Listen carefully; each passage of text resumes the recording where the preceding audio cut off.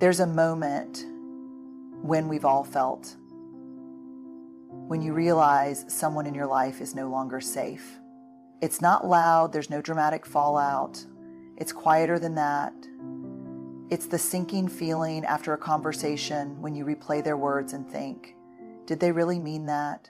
Or the tightness in your chest when you share something personal and their reaction leaves you feeling smaller, not seen. We don't always talk about it, but wise women know this moment well. And more importantly, they know what to do next, not with anger, not with gossip, but with clarity, with silence, with distance, because the strongest boundaries are often the quietest ones. Research tells us that the quality of our relationships directly impacts our physical and mental health. Dr. Julianne Holt-Lundstad's work on social connections shows that poor relationships increase the risk of early death as much as smoking 15 cigarettes a day. Let that sink in, 15 cigarettes. Yet, we still hold on, don't we? We tell ourselves, maybe it's not that bad, maybe I'm being too sensitive. But wise women, they listen to that discomfort and they cut off silently these 5 types of people.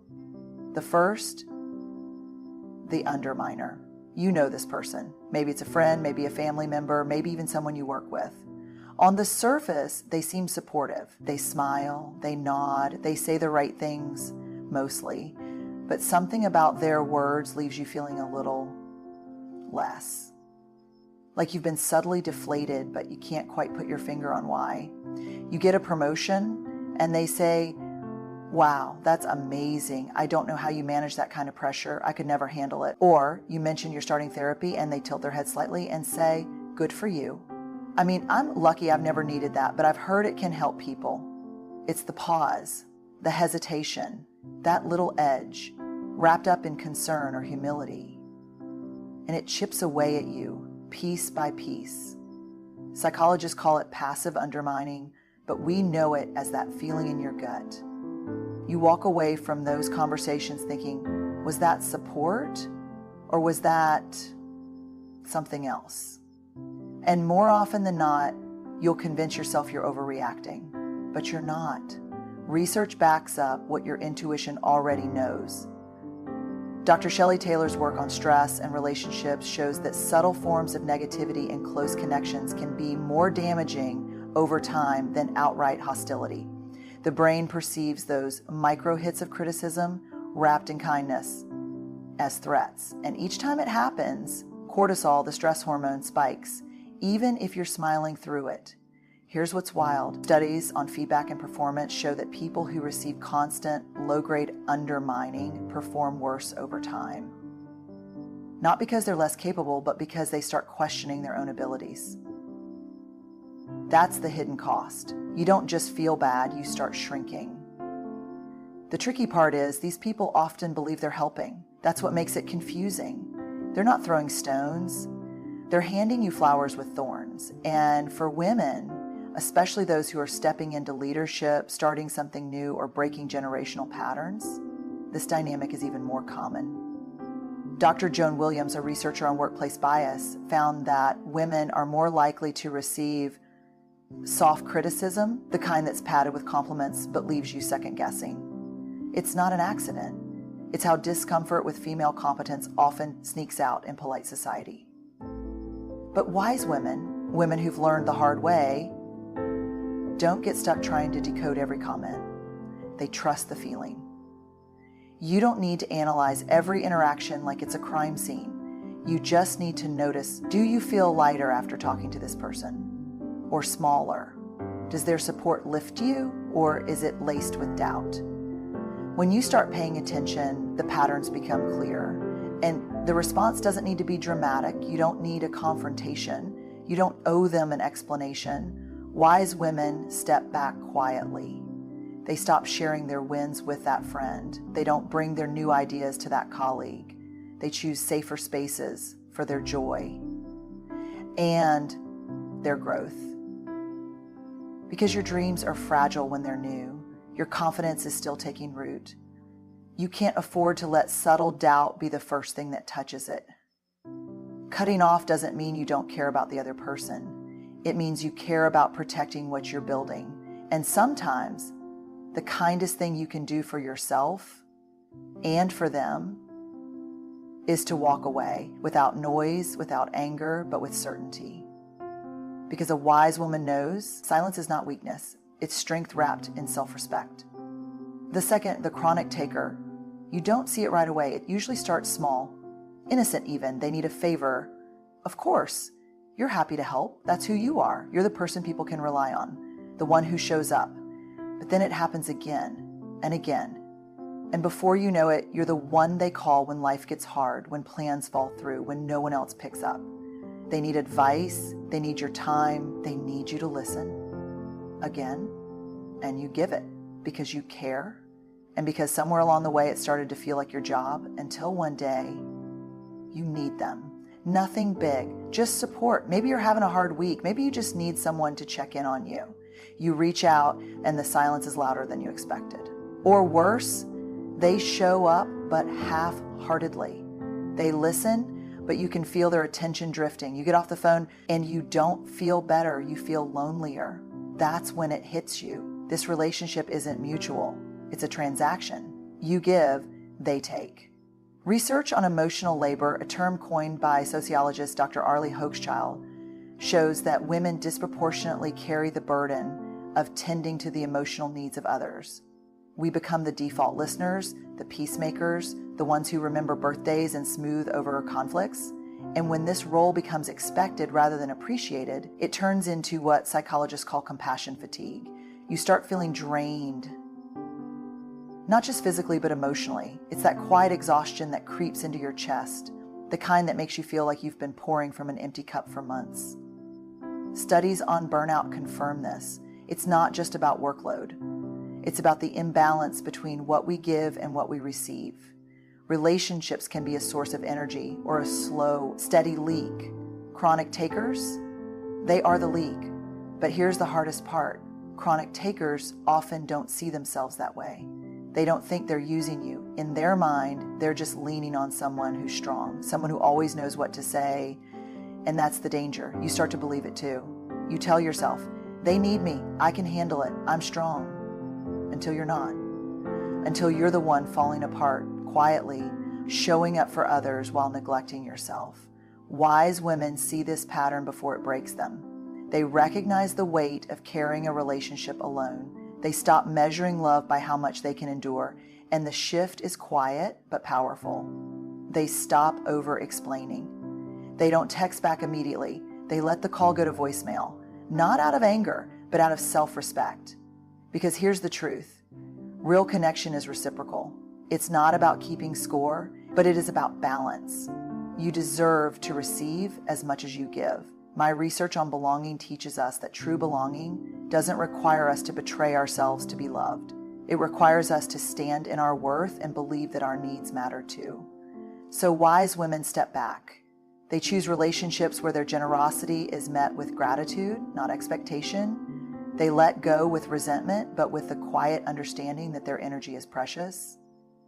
Because a wise woman knows you can't build a whole life while constantly holding up someone else's. The third, the trust breaker. It's not always a big betrayal. Sometimes it's just a small crack. You share something personal, something that took courage to say out loud, and a week later you hear it from someone else. Maybe the details are off, maybe it's softened, but you know exactly where it started. Or it's more subtle. You open up about a struggle and later you sense it being used against you. Not directly, but in a passing comment, a joke wrapped in laughter that lands a little too hard. You tell yourself it's nothing. You give them the benefit of the doubt. You say, they didn't mean it like that. I'm being sensitive. But your body knows better.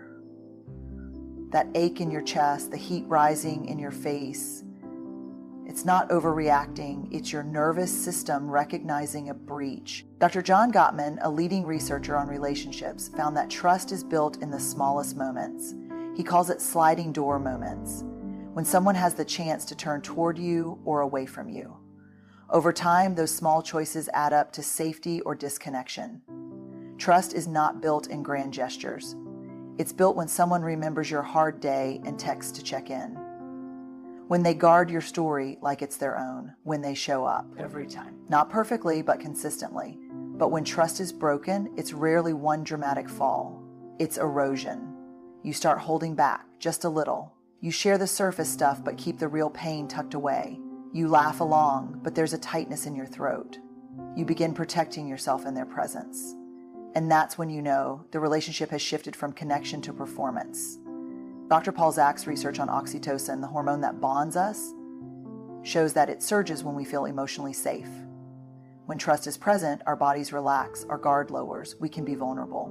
But when trust is compromised, cortisol takes over. We tense up, we scan for danger, even if we're smiling on the outside. Wise women feel this shift. They don't need evidence or confrontation. They trust the tightening in their chest, the instinct to pull back. Because here's the truth, explaining why someone should be trustworthy never works. Trust is not demanded, it's demonstrated. So, wise women, stop chasing it. They stop trying to convince someone to handle their heart carefully. They let distance do the talking. They don't announce it, they just start choosing other people who hold their stories with care. This isn't about perfection. Everyone gets it wrong sometimes, but wise women know the difference between a mistake and a pattern. When someone repeatedly makes you feel unsafe with your own truth, that's not clumsiness, that's a choice. And choosing to cut them off quietly is not cruelty, it's self-protection. Because a wise woman knows her voice, her story, they are sacred, and not everyone has earned the right to hear them. The fourth, the drama magnet. You recognize them almost instantly, though it takes time to admit what you're seeing. Every conversation is a crisis. Every day is a new conflict. There's always someone who's wronged them, someone who didn't meet their expectations, someone they're furious with or heartbroken over. This week, at first you lean in. You want to help. That's what good friends do, right? You listen, you offer advice, you try to bring perspective. You think maybe they just need support right now. Life gets hard. But then you start noticing the pattern. The names change, the details shift, but the story is always the same. It's not just a bad week, it's every week. And somehow they're always the victim, always at the center, stirring the pot, even when things could have settled. You tell yourself you're being compassionate, but if you're honest, you feel exhausted. You get off the phone and your heart's racing like it's your problem. You check your messages at night, already bracing for the next wave. That's not connection. That's emotional hijacking. Dr. Susan David, a psychologist who studies emotional agility, talks about how unchecked emotional reactivity, being constantly caught in the highs and lows, creates stress not only for the person experiencing it, but for everyone around them. Our brains are wired for emotional contagion. Neuroscientists have found that we mirror the emotions of those we interact with, often without realizing it. If someone is in constant turmoil, your nervous system absorbs it like secondhand smoke. And it's not just mental, it's physical. Chronic exposure to high-stress relationships triggers cortisol surges that wear down your immune system, mess with your sleep, and over time can even increase the risk of heart disease. But here's the part that's hardest to admit. Sometimes we stay because a part of us likes feeling needed. Being the stable one, the voice of reason, that can feel like purpose. It can make you feel important. Until it doesn't. Until you realize their chaos is starting to drown out your peace. Wise women catch this before it breaks them. They stop mistaking someone else's crisis for their calling. They learn that stepping back isn't abandonment. It's clarity. It's understanding that you can care about someone without carrying their emotional load. You can offer empathy without climbing into their storm. The shift is subtle. You stop asking for every update. You don't rush to solve. You let their text sit for a while before responding. And eventually, they notice. Some people will pull back naturally. Others will escalate. They'll accuse you of changing, of not being there the way you used to be. That's when you'll know your role in their life was never about mutual support. It was about keeping their emotional world spinning. But wise women don't rush to defend themselves. They know that protecting their peace is not selfish. It's essential. Because a wise woman knows you can love someone and still choose yourself. The fifth, the subtle competitor. It doesn't always look like competition at first. Sometimes it looks like friendship, maybe even admiration. They cheer you on, loudly, publicly. But there's something beneath the surface. You feel it in the quick comparison when you share good news. You hear it in the, wow, must be nice when you get an opportunity. You see it in the tension when life starts going well for you. It's subtle, but it's there. When you succeed, their smile tightens just a little. When you struggle, they lean in a little too comfortably.